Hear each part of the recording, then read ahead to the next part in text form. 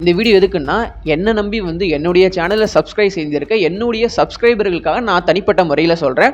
புதுசாக யாராவது பார்க்குறீங்க, இது உங்களுக்கு பிடிக்கலன்னா கண்டிப்பாக நீங்கள் ஸ்கிப் பண்ணிட்டு போகலாம். அதனால் என்னுடைய சப்ஸ்கிரைபர் யாராவது மீன ராசியில் இப்போ பிறந்திருக்கீங்கன்னா, உங்களுக்கு நான் தனிப்பட்ட முறையில் சொல்கிற ஒரு விஷயம் என்னென்னா, நீங்கள் தான் இப்போ இந்த ஜென்ம சனியில் 2.5 வருஷம் மாட்டிக்கிட்டு இருக்கீங்க. நீங்கள் இந்த 2.5 வருஷத்தில் என்ன பண்ணணும், என்ன பண்ணக்கூடாது அப்படிங்கிறத பற்றி எல்லாத்தையும் இந்த வீடியோவில் தெரிஞ்சுக்கலாம். வாங்க, நான் ஜோதிட நல்லன்.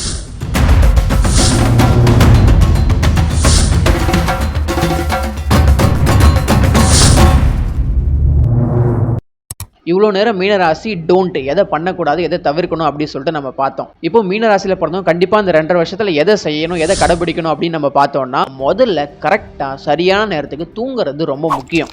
7லேருந்து ஒரு 8 மணி நேரம் தூக்கத்தை நீங்கள் கரெக்டாக ஃபாலோ பண்ணுங்கள். அது ரொம்ப ரொம்ப இப்போ முக்கியம். ஏன்னா ரொம்ப ஸ்ட்ரெஸ்ஸாக இருக்கக்கூடிய ஒரு காலகட்டம். நீங்கள் நல்லா தூங்குனீங்கன்னா தான் அந்த ஸ்ட்ரெஸ்லேருந்து உங்களுக்கு ரிலீஃப் கிடைக்கும். மன அழுத்தம், மன சோர்வு இது எல்லாமே உங்ககிட்ட வராமல் நம்ம பார்த்துக்க முடியுன்றதுனால நல்ல டீப் ஸ்லீப் எடுங்க. நேரத்துக்கு கரெக்டாக தூங்குற ஒரு பழக்கத்தை இப்போலேருந்து நீங்கள் கொண்டு வாங்க. இது ரொம்ப ரொம்ப ஒரு நல்ல விஷயம். இது 2 வருஷத்துக்கு கட்டாயம் நீங்கள் கடைபிடிக்கணும்னு சொல்லிட்டு நான் கேட்டுக்கிறேன். இது என்னுடைய தாழ்மையான அன்பார்ந்த ஒரு வேண்டுகோள். தூக்கம் ரொம்ப முக்கியம். இந்த நேரத்தில் மீனராசிக்காரங்க நல்லா கண்டிப்பாக தூங்குங்க. அடுத்ததாக மீனராசிக்காரங்க கண்டிப்பாக டெய்லியும் ஃபாலோ பண்ண வேண்டிய ரொட்டீனாக பண்ண வேண்டிய விஷயம் என்னென்னா, கண்டிப்பாக எக்ஸசைஸ் செஞ்சு ஆகணும். இல்லை சார் எனக்கு உடற்பயிற்சி செய்கிறதுக்கு போதிய இடம் வசதி இல்லைன்னா, உங்கள் வீட்லேயே உங்கள் ஹாலுக்குள்ளே ஒரு 50லேருந்து 60 டைம் நடங்க. அதுவே உங்களுக்கு உடற்பயிற்சி செஞ்ச அளவுக்கான ஒரு எஃபெக்டை கொடுக்குன்றதுனால உடற்பயிற்சி அப்படிங்கிறது மீனராசிக்காரங்க கண்டிப்பாக ஃபாலோ பண்ண வேண்டிய ஒரு விஷயம். எப்படி காலையில் எழுந்தோடனே டீ காஃபி கரெக்டாக குடிக்கிறோமோ அதே மாதிரி எக்ஸசைஸை ஒரு 1/2 ஹவர்லேருந்து ஒரு 45 மினிட்ஸ் கண்டிப்பாக இந்த 2.5 வருஷத்துக்கு மீனராசிக்காரங்களுக்கு தேவை.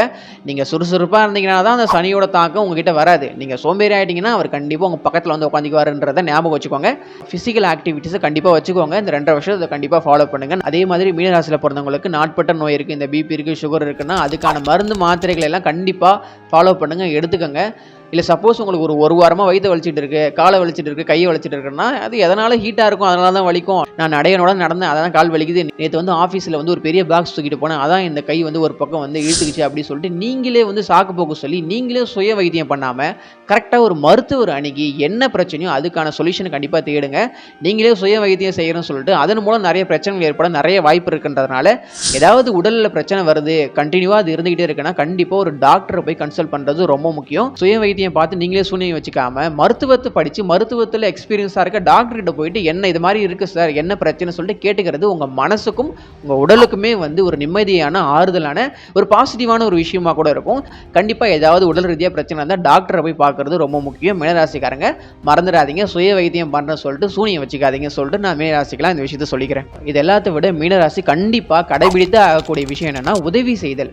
உதவி செய்யும்போது நம்மளுடைய மூளையில் நல்ல ஹார்மோன் ஏதோ சுரக்கிறதா சொல்கிறாங்க. அது அதோட பேர்லாம் எனக்கு தெரியல. இந்த மாதிரி உங்களால் முடிஞ்ச உதவிகளை கண்டிப்பாக செய்யுங்க. மாற்றுத்திறனாளிகள், முதியோர்கள், நம்ம நாட்டை நம்ம உலகத்தை தூய்மையாக வச்சிருக்க அந்த மனிதர்கள் இருக்காங்க இல்லையா, அந்த தூய்மை பணியாளர்களுக்கு, துப்புரவு பணியாளர்களுக்கு உங்களால் முடிஞ்ச உதவிகளை கண்டிப்பாக செய்யுங்க. ஈவினிங் டைமில் உங்களுக்கு ஒரு டீ வாங்கி கொடுக்குறது, ஒரு ஸ்நாக்ஸ் வாங்கி கொடுக்குறது, இது போல விஷயங்கள் நீங்கள் செய்யும்பொழுது, உதவி செய்யும்பொழுது சனியுடைய தாக்கத்திலிருந்து நம்ம ஈஸியாக எஸ்கேப் ஆகலாம். நீங்கள் எந்த அளவுக்கு உதவி செய்கிறீங்களோ அந்த அளவுக்கு சனி உங்களை விட்டு எடைய போய்கிட்டே இருப்பார். முக்கியமாக இந்த மாதிரி மாற்றுத்திறனாளி, வயதானவர்கள், முடியாதவர்கள், துப்புரவு பணியாளர்கள் இது போல நபர்களுக்கு உதவி செய்ய வேண்டியது ரொம்ப முக்கியம். ஒன்றும் இல்லைங்க, உங்கள் வீட்டு பக்கத்தில் இருக்க 2 பேருக்கு ஹெல்ப் பண்ணுங்க, அதுவே ரொம்ப பெரிய விஷயம். உங்களை சுற்றி இருக்க மனிதர்களுக்கு நீங்கள் உதவி செய்யும்பொழுது அது உங்களுக்கு எல்லா விதத்திலும் உங்கள் மன சோர்வை, மன அழுத்தத்தை, மன கஷ்டத்தை தீர்க்கக்கூடிய ஒரு விஷயமா இருக்கும்ன்றதை நீங்கள் நினைவில் வச்சுக்கோங்க. ஹெல்ப் பண்ணுறது அப்படிங்கிறத நீங்கள் மைண்டில் வச்சுக்கிட்டு எல்லாருக்கும் ஹெல்ப் பண்ண ஸ்டார்ட் பண்ணுங்கள். சின்ன சின்ன ஹெல்ப் பண்ணுங்கள், அதுவே ரொம்ப ஒரு பெரிய விஷயமா தான் இருக்கும் மீனராசிக்கு. அதே மாதிரி மீனராசியில் பிறந்த நிறைய பேர் கடவுள் மேலே நம்பிக்கை இருக்கும், நம்பிக்கை இல்லாமலும் இருக்கும். தெய்வ பக்தி, கடவுள் பக்தி இருக்கிறவங்களுக்கு நான் சொல்கிற விஷயம் என்னென்னா, கண்டிப்பாக வாரத்தில் 2 நாளுக்கு உங்கள் வீட்டுக்கு பக்கத்தில் இருக்க இல்லை உங்களுக்கு பிடித்த ஒரு கோயிலுக்கு போயிட்டு வாங்க. அது ரொம்ப ரொம்ப ஒரு நல்ல விஷயம். உங்கள் மைண்டுக்கு பாசிட்டிவ் கொடுக்கக்கூடிய, உங்கள் மைண்டை ரிலாக்ஸாக வச்சிருக்கக்கூடிய எல்லா சூழ்நிலையும் கோவிலில் இருக்கும். அந்த கோவிலுக்கு போகும்போது ஒரு இயற்கையான ஒரு சூழல் இருக்கும், நல்ல ஸ்மெல் வரும். அந்த சூழல்கள், அங்கே வரக்கூடிய மனிதர்கள், இவங்களை பார்க்கும்பொழுது உங்கள் மனசு ரொம்ப சாந்தமாக இருக்கும், ரிலாக்ஸாக இருக்கும். எவ்வளோ பிரச்சனை வந்தால் என்ன, எல்லாத்தையும் சமாளிக்கலான்ற ஒரு தைரியம் வருன்றதுனால கடவுள் பக்தி, தெய்வ பக்தி இருக்கிறவங்க கண்டிப்பாக கோவிலுக்கு போங்க. இல்லை சார் நானும் மீனராசிலாம் பிறந்திருக்கேன், ஆனால் எனக்கு கடவுள் மேலே நம்பிக்கை இல்லைன்னா நீங்கள் என்ன பண்ணலாம் அப்படின்னா ஹெல்ப் பண்ணலாம். 2வது புத்தகம் படிக்கலாம். புக்ஸ் படிக்கிறது அப்படிங்கிறது ரொம்ப ரொம்ப ஒரு முக்கியமான விஷயம். அறிவாக இருந்த நிறைய மனிதர்கள் நம்முடைய உலகத்தில் இருக்காங்க. அவங்களுடைய அனுபவங்கள் எல்லாத்தையும் தொகுத்து ஒரு புத்தகமாக வச்சிருப்பாங்க. இது போல ஒரு நல்ல புத்தகத்தை நீங்கள் வாசித்து முடிக்கும்போது 10 கோவில்களுக்கு போயிட்டு வந்து அந்த ஒரு மன நிறைவு உங்களுக்கு அந்த புத்தகம் கொடுக்கும் அப்படிங்கிற ஒரு விஷயத்தை பரவலாக சொல்கிறாங்கன்றதுனால வாரத்துக்கு ஒரு புத்தகத்தை, ஒரு நல்ல புத்தகத்தை வாங்கி படிங்க. அது உங்களுடைய மனசுக்கும் உங்களுடைய மூளைக்கும் ஒரு புத்துணர்வை கண்டிப்பாக கொடுக்கும்.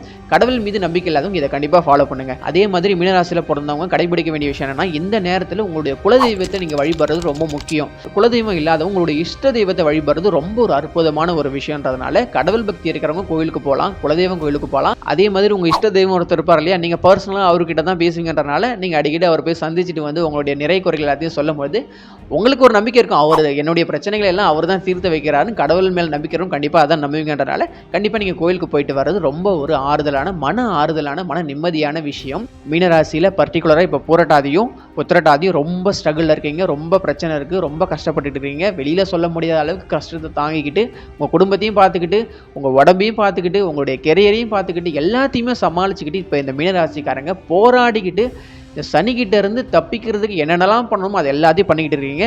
நீங்கள் என்னெல்லாம் பண்ணுறீங்களோ அது கூட இப்போ நான் சொன்ன விஷயத்தையும் கரெக்டாக ஃபாலோ பண்ணுங்கள்.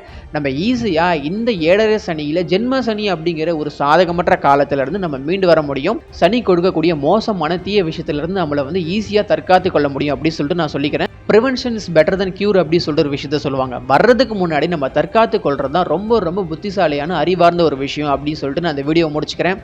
தொடர்ந்து ஜோதிட நல்ல சேனலோடு கை கோர்த்து இணைந்திருங்க அப்படின்னு சொல்லிட்டு நான் கேட்டுக்கிறேன்.